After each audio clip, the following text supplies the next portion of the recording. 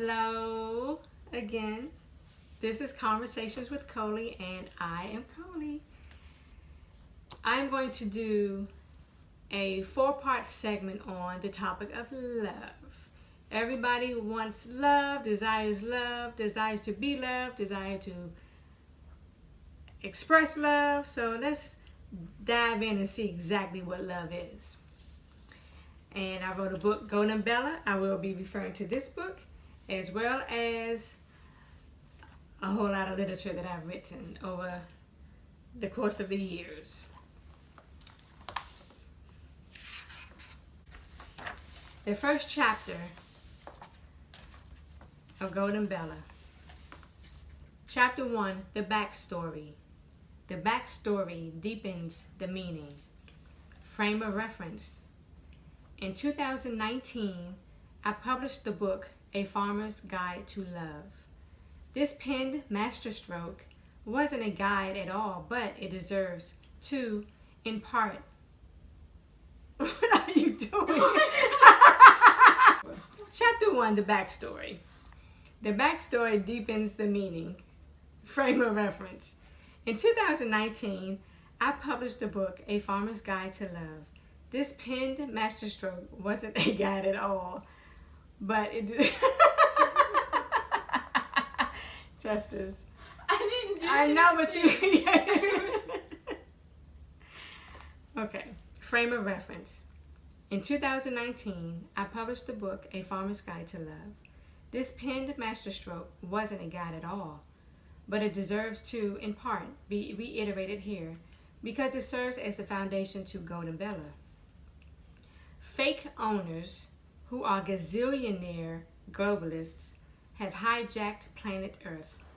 They have calculatingly, lethally, and viciously manufactured and engineered proprietary rights over the entire planet and all its inhabitants. These self-appointed elites install political puppets to do their bidding, murder millions of people with test tube viruses and vaccines, envenom food and water supplies, cruelly oppress citizens and businesses with outrageous taxation and regulations, provide the means for radiation poisoning and other immune suppression activities, sabotage all that is good, hide data, technologies, and cures that are beneficial and restorative to the human body and environment. The conduct of these ruthless monsters is for gargantuan financial gain, total control, and world domination. Indeed, people and the planet are sacrificial lambs at the hands of the merciless. As if that isn't enough, the energetic vibration of human beings is further grounded by social engineering. This is implemented through the entertainment industry, particularly television programming, music, and social media. Look around. Who do you see? What do you see? Millions are addicted to dope, millions down prescription drugs, mental illness and chronic stress is out of control. Heinous crimes are rampant, the weather is catastrophic, animals, insects, and plant species are rapidly becoming extinct, the earth is rotting. This is particularly and partially due to people not knowing and understanding their strengths and power within. We must delete the software and expel the smart dust from our organism. We must alter the way we've been taught to perceive. We must unlearn everything and start afresh at once. And let's not ignore Mother Earth. Earth, too, is a living organism. Her body is rotund and ranges far and wide. She is an extension of our mortal body, literally. Keep in mind that the planet is the one organ that resides on the outside of the human body. She lives, she breathes, she provides, she even bleeds. In tandem with how the rib cage protects the pulsating heart within, we must protect Mother Earth without in like manner. For death quickly ensues with a failing heart. All is at stake. We must take action now. I'll read ahead. You will acquire the knowledge to live lovingly, richly, and powerfully in staunch defiance to the nefarious plans against humanity. Now that was a little morbid. It's a lot going on in the world today. We got COVID-19, we got other catastrophes going on, but all is not lost. There's one word that will solve it all, and that word is love. What is love? Well, shall we find out? Let's see. And I'm just referring to this blog that I did back in 2018, The Magic of Love.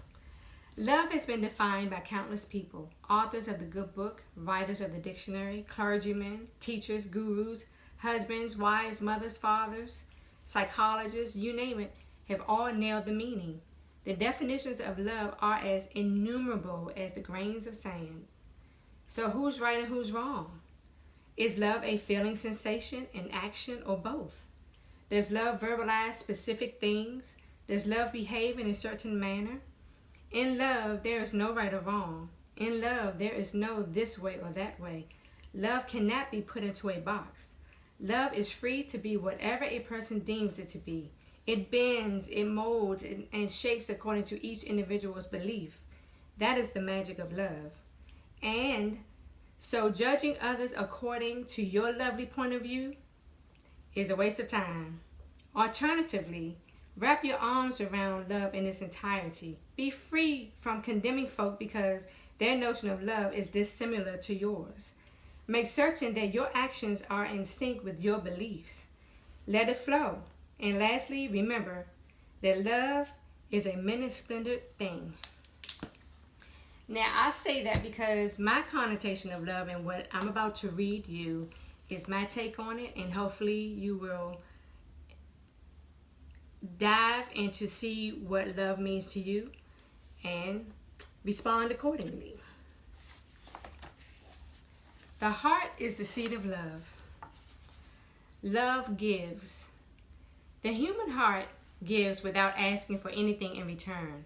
It pumps blood throughout the body, which supplies oxygen and other nutrients to the tissues while removing carbon dioxide and other wastes. The human heart freely gives life. Earth, the non-human heart, also bountifully bestows. It too removes carbon dioxide. It also provides rich soil for vegetation. It showers rain and sunshine to ensure proper nutrition for all beings. It lavishes the land with splendid iridescence and sweet aromas and all things that bring joy to our senses. Yet, Mother Earth requires nothing in return. Earth freely gives. And I'm going to stop here because we treat Mother Earth, the planet in which gives so much that sustains our life, like dirt. We litter, we pollute the air, we don't care for the trees, we cut down the trees, and I think that needs to stop and desist. You can do your part. Stop littering. Stop throwing trash out of your car. Stop treating Mother Earth like it's nothing when it is everything. Without Mother Earth, we wouldn't even be here. I digress.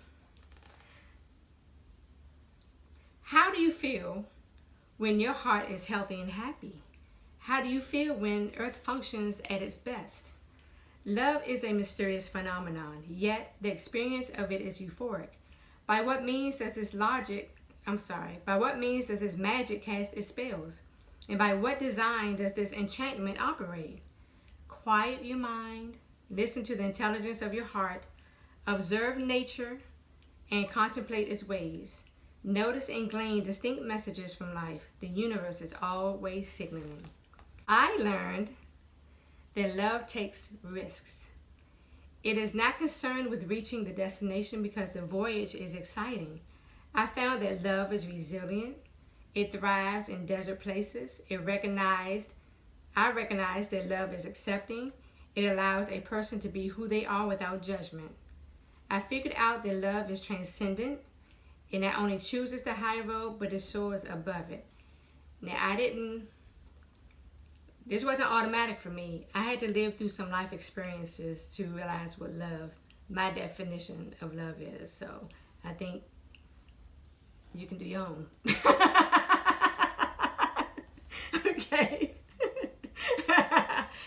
cultivating love takes work. Why should we cultivate love? Because love is the very thing that sustains us. Love is all there is. Dismally, many have forgotten love, and because of it, hearts are hurting, bleeding, and dying. Correspondingly, Mother Earth is losing all of her vitality and glory. Thank goodness we can do something that will change the current state of affairs. If we remember love, then hearts will gain strength and begin beating a new rhythm. Mother Earth will dance with new energy. The oceans and winds will calm. People will show compassion. Kindness will be pervasive around the globe. Chronic illness will disappear. Stress will give way to playfulness. Crime will enormously abate. Your love energy is transformational. It not only enhances your life, but greatly affects beings everywhere in every galaxy and beyond.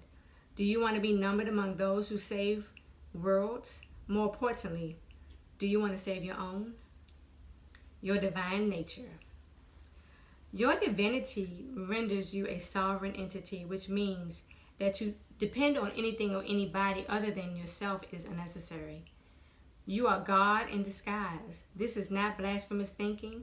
God, source, or whatever name you favor, desire to reproduce itself in order to fully experience electrifying existences. Incidentally, masters like Jesus and Buddha did not incarnate on earth to be worshipped. They came to remind man of the power that lies within and to prove that all things are possible. Do you want to be free?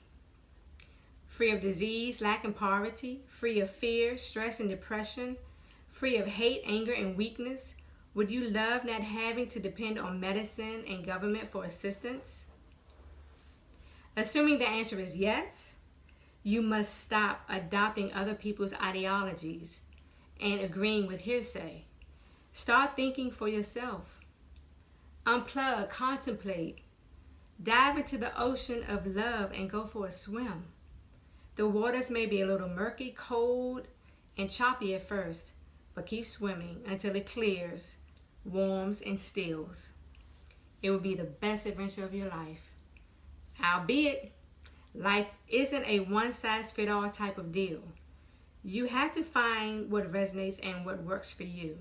Furthermore, it is best to keep your sublime self-indulgence a secret.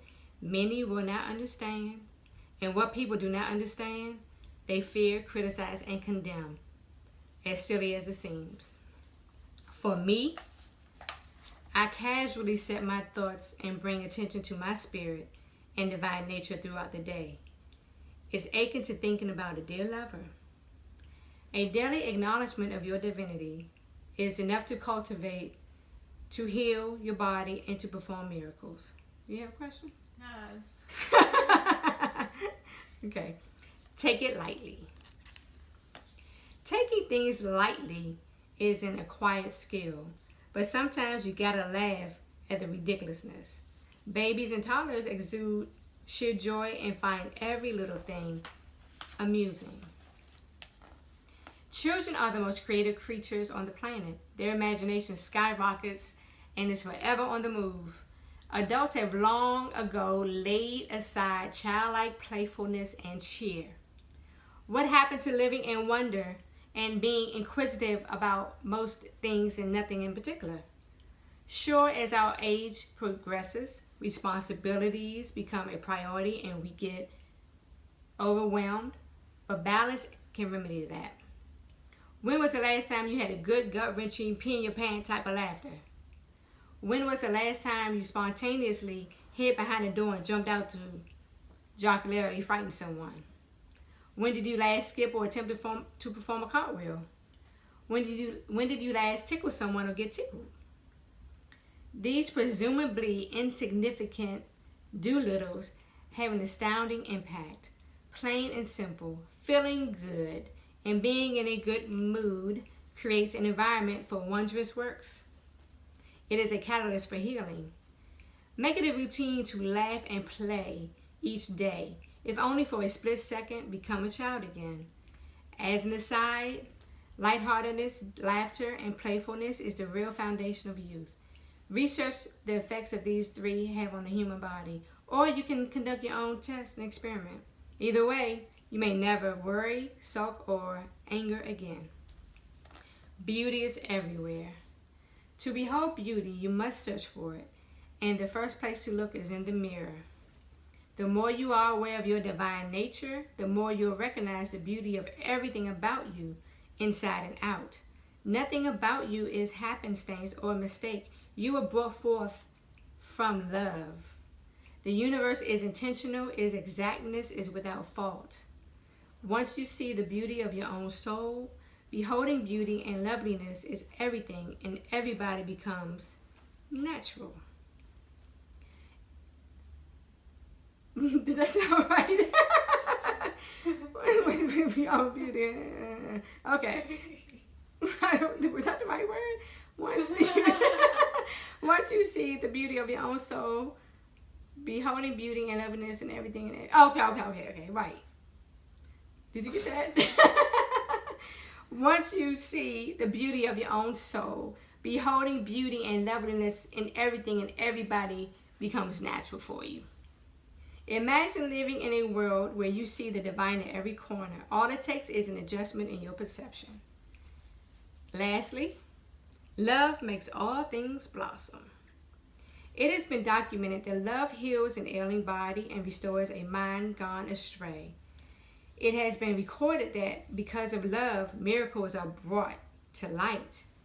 It is by love that a sorrowful heart is comforted. Even reports of love-endowed supernatural strength have been cataloged. It appears that love is the answer to all of life's ills. Love gives, and its gifts are manifest in our lives every day, though sometimes taken for granted. Do not diminish what you are. Use your love energy and power to create your dream. At the end of the day, we all desire loving relationships, great health, happiness, prosperity, peace on the earth, goodwill towards men, freedom, safety, and landscapes. Freedom, safety, and beautiful place to have. I need to read that again. Do not diminish what you are. Do not diminish where you are. Do not diminish what you are. Use your love energy and power to create your dream. At the end of the day, we all desire loving relationships, great health. Stop. I have to finish this, okay? Do not diminish where you are. Do not diminish where you are. Get off of it.